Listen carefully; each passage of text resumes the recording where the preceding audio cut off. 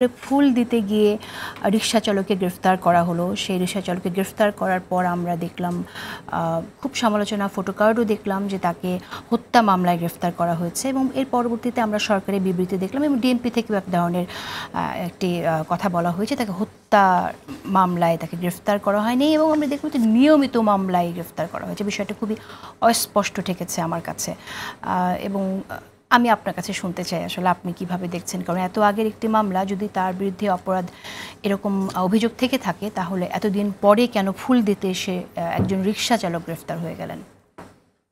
দেখেন, ঘটনা মানে আপনার যদি ধারাক্রমটা আপনি বিবেচনা করেন, উনি শুক্রবার দিন গিয়েছিলেন সেখানে ফুল দিতে। এটা ভিডিও আমরা দেখেছি এবং উনি বলছিলেন যে আমি আমার টাকায় ফুল কিনে আমি ওনাকে পছন্দ করি, ওনাকে শ্রদ্ধা করি, ওনার এখানে আমি ফুল দেব।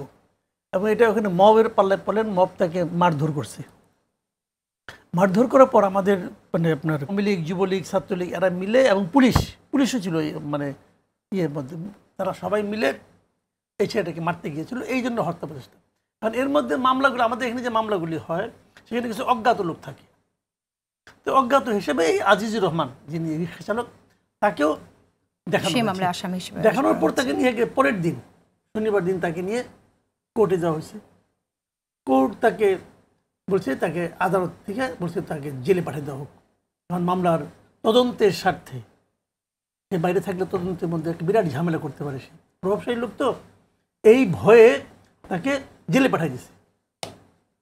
আজকে সরকারের টনক নড়ছে যে কাজটা কি ঠিক হলো, অথবা এটা কি একটা আমাদের জন্য প্রশ্নের মুখোমুখি হতে পারি আমরা। এটা চিন্তা করে ওনারা আজকে ব্যাখ্যা চেয়েছেন ওসি সাহেবের কাছে যে তুমি এই কাজটা কেন করছো, ব্যাখ্যা দাও। আবার ডিএমপি তারা আবার আরও এক দফা অগ্রসর। তারা যেটা করছেন যে লোকটাই কাজ করছে, ওসি এবং যে মানে এসআই, তাদের গত কয়েক মাসের কর্মকাণ্ড কি ছিল এটা নিয়ে আবার খোঁজ খবর শুরু করছেন। এখন দুই দিকে কিন্তু সে পড়ে গেছে।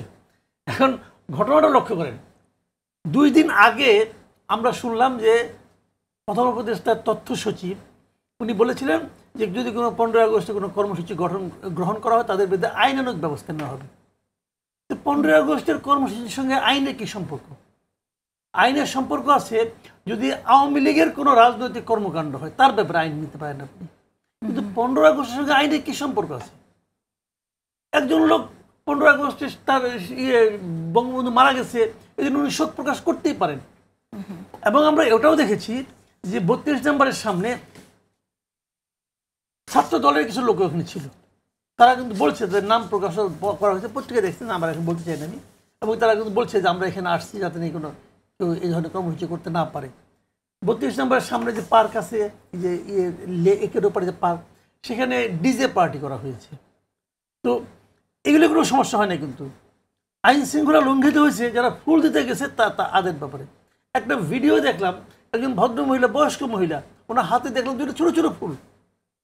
উনি বলতেছেন যে আমি তো ওনাকে হত্যা করা হয়েছিল এই বাড়িতে, আমি এই জন্য শ্রদ্ধা জানাতে আসছি। আপনি শ্রদ্ধাও জানাতে দেবেন না একজনকে?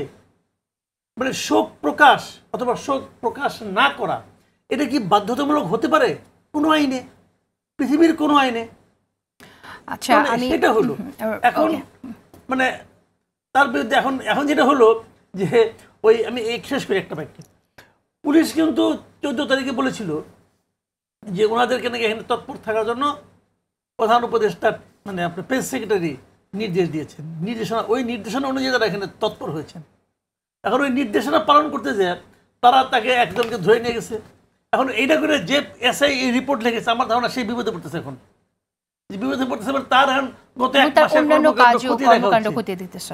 তো এই সবগুলি মিলে না একটা হলো কি মানে এটা একটা মগের মূল্যকের মতো আমার কাছে মনে হচ্ছে যে মানে কি করলে দোষ নাকি না করলে দোষ, না কি করলে দোষ। যে শেখ হাসিনা এবং শেখ মুজিবুর রহমান দুজনকে কোথায় রাখা উচিত? আসলে শেখ হাসিনাকে পতিত হাসিনা এবং তাকে মানুষ ঘৃণা ভরেই স্মরণ করবে, গণহত্যার যেভাবে তিনি করে তার পতন হয়েছে, সেই জায়গা থেকে আমি আপনাকে প্রশ্নটা করছি যে আপনি কিভাবে আলাদা করবেন আওয়ামী লীগ এবং শেখ হাসিনা এবং শেখ মুজিবুর রহমান?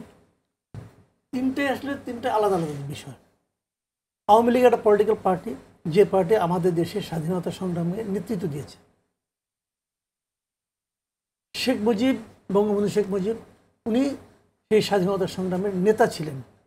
তারপর তিনি দেশ স্বাধীনতার পর ৭২ সালে এসে উনি ৩.৫ বছর দেশ শাসন করেছেন এবং খুবই ব্যর্থতার পরিচয় দিয়েছেন, চরম ব্যর্থতার পরিচয় দিয়েছেন আমার বিবেচনায়। শেখ হাসিনা উনি ওনার কন্যা এবং সেই সঙ্গে আওয়ামী লীগের একসময় সভানেত্রী হয়েছিলেন এবং একসময় মানে আপনার স্বৈরাচার বিরুদ্ধে আন্দোলনও করেছেন এরশাদের বিরুদ্ধে। ৯৩ সালে প্রধানমন্ত্রী হয়েছেন, ৯৩ থেকে ২০০১ পর্যন্ত দেশ শাসন করেছেন মোটামুটি ভালোভাবে।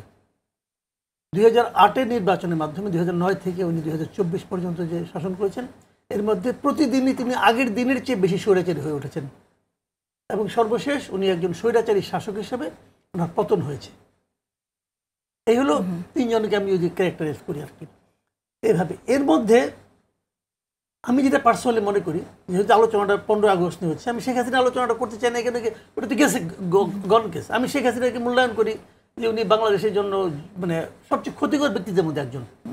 আমি পার্সোনালি ওনাকে এরকম মনে করি এবং আমি এটাও মনে করি যে বাংলাদেশে ওনাকে আর প্রত্যাবর্তন করার কোনো সুযোগ নেই। উনি এবং ওনার পরিবার শেখ পরিবার বলতে যা আছে এটা বাংলাদেশের জন্য ক্ষতিকর, এটা আমি মনে করি আর কি পার্সোনালি। আর আওয়ামী লীগকে মনে করি